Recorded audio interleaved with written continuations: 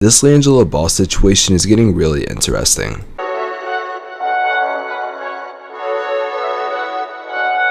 Of course, before I get into the content, you guys could leave a like on the video, subscribe to the channel if you're new to turn on post notifications. I'm trying to hit 10,000 subscribers on this channel by the end of the year, and your subscription would be greatly appreciated. Let's get into the video. This LiAngelo ball situation has just been really weird, and I feel like that he's getting a chance, but at the same time, it's not that real of a chance. And I think the only reason he actually did get on the Hornets Summer League team was because Lamelo told the Hornets that they should put him on the team. And obviously, you're going to listen to the face of your franchise, but I think it's shocking that LiAngelo has actually been performing really well, and he's actually an outstanding shooter during the Summer League run. Listen, I know it's just a Summer League, it's not the actual NBA regular season, no one cares about Summer League, but still, we need to consider where LiAngelo was a couple seasons ago. For all we knew, LiAngelo Ball was done with basketball forever, and he was just gonna let his brothers do their thing, but it doesn't seem like that. In fact, he's been training this whole entire time while we just all read him off. Something that no one brings up is his Chino Hills days, but we all need to remember, this man was averaging 33 points per game, leading the team in scoring, and we all thought, well, oh, maybe Lamelo or maybe Lonzo was the best, scorer on that team, but the fact is it was LiAngelo, and we just never looked at it. And the reason for it is just pretty simple. You see, Lamelo was the deep shooter that could now do crazy dunks, but that thing just really couldn't. But Lonzo was that athletic playmaker that could do everything. LiAngelo was just a basic shooter. I mean, he was a fundamental player, which I mean is every coach's dream to have that fundamental player, but it's not going to really get you that much popularity. Yeah, it'll get you scouting and stuff like that, but just no one really looked at LiAngelo as this special talent. I mean, he really was a spot up shooter. He can get in the paint because of his size, he can drive the ball, and he can facilitate the ball. Yet we all forget the fact that LiAngelo was the leading scorer on that team. Now obviously we know about the shoplifting incident in China and his UCLA career and how that shit ended before even one actual game, but I mean, we know a lot of NBA players that have done a lot, and I mean a lot worse than just shoplifting. I'm not even gonna talk about the JBA and the JBA World Tour because that was really useless. I mean, yeah, he was the leading scorer on that team as well, but there was really nothing like important about the league. It was really shady. Some players didn't even get paid. It was just a clusterfuck. Now, when LiAngelo did get his opportunity to play in the Summer League, I was really excited. I thought he was gonna do, I think he would do okay. I didn't expect anything, to be honest. I really thought it would kind of be like one of those charity cases and one of those situations where they were really putting him in just for the fans. Now, if you watch the actual game, not just the highlights, but the actual game, you would see that every time he went in, that people were cheering for him. And even when he shot the ball, even if it was a terrible shot, which he made a majority of them that we're going to talk about later, that everyone was cheering. We all wanted to see LiAngelo succeed. And best believe when he hit that first three versus, I believe it was the Trailblazers, everybody went crazy. But the thing was, I think LiAngelo and everyone in that ball family that's been keeping up with him for a while kind of knew that this is what he did, and nobody just looked at him. Now, what scares me about this opportunity though is what happened a couple years ago when he was in the draft and all the scouts were laughing at him, and that, oh, that he's gonna be playing the Chino Hills Rec League and that he's not good, and that no one was taking him seriously, kind of with Kyrie Walker this year. I'm scared that LiAngelo is gonna bring in all this traction, he's gonna play really well, and they're just gonna be like, okay, bye, you, like, we got everything we needed out of you. Like Melo, we gave him a chance, but in reality, I think he's been the best player on the Summer League team of the Hornets. And remember, they drafted James Bouknight out of the lottery, and he's been playing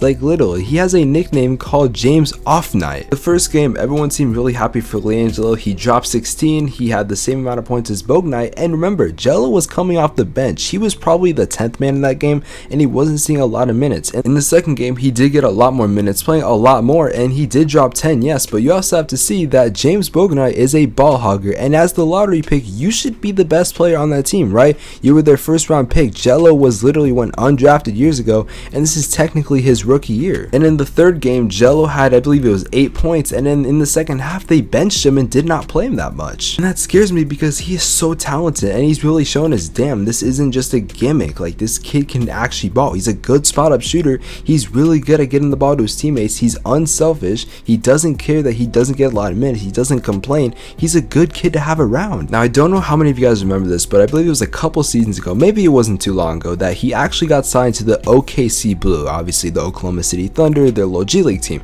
And for one of their first games, they had him on the poster board, and we were like, okay, we're gonna finally see LiAngelo play G League. They did not play him, not once. he was on the poster board too. And then obviously the pandemic hit, so there were no more games after that, but I don't think they had any intentions to play him. I think they literally just used him just for marketing. It's smart, yes, but it's also fucked up because he wanted an opportunity and then he finally got it, and it was just, oh, we're just gonna use you for marketing purposes. Now, as a lot of you guys may or may not know, my best friend is a Charlotte Hornets fan, and we were talking and he's saying, oh, James Bouknight is so good, he's gonna be rookie of the year, and he showed me that in the last game that they played last night, he dropped 23 points. But if you actually watch the game, because I've watched every single one of the Hornets summer league games, they're not that impressive. In fact, if you watch them, James Bouknight is actually a ball hogger and does not pass it to LiAngelo for whatever reason. He'll take a lot of shots, and that's why he has so many points. I mean, yes, at the same time, most superstars take a lot of shots and a majority of them don't go in, but they still get a lot of points. But still, nothing about him really does impress me. But I was excited for the Hornets when I heard they drafted him, because he was really taken a little later than he should have been.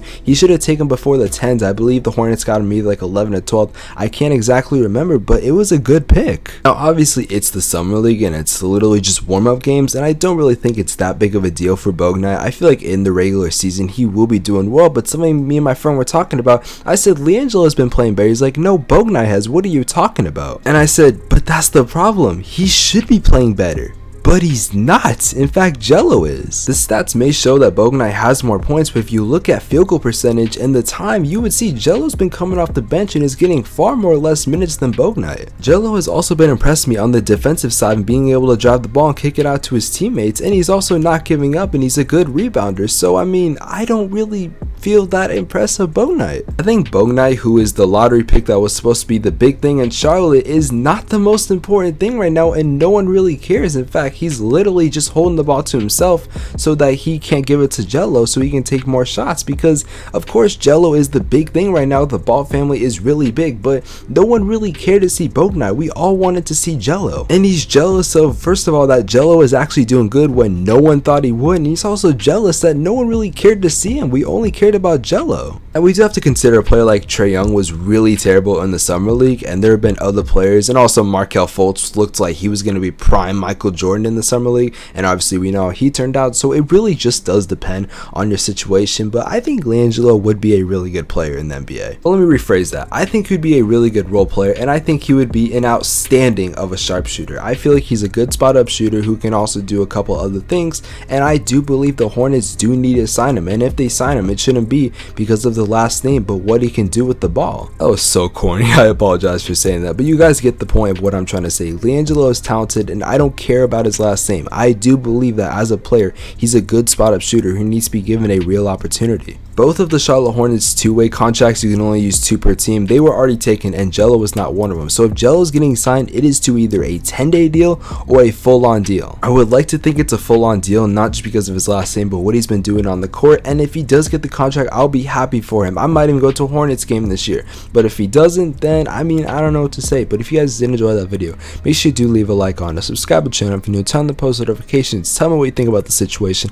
I will see you guys in the next video. Have an amazing day. Take care. Peace.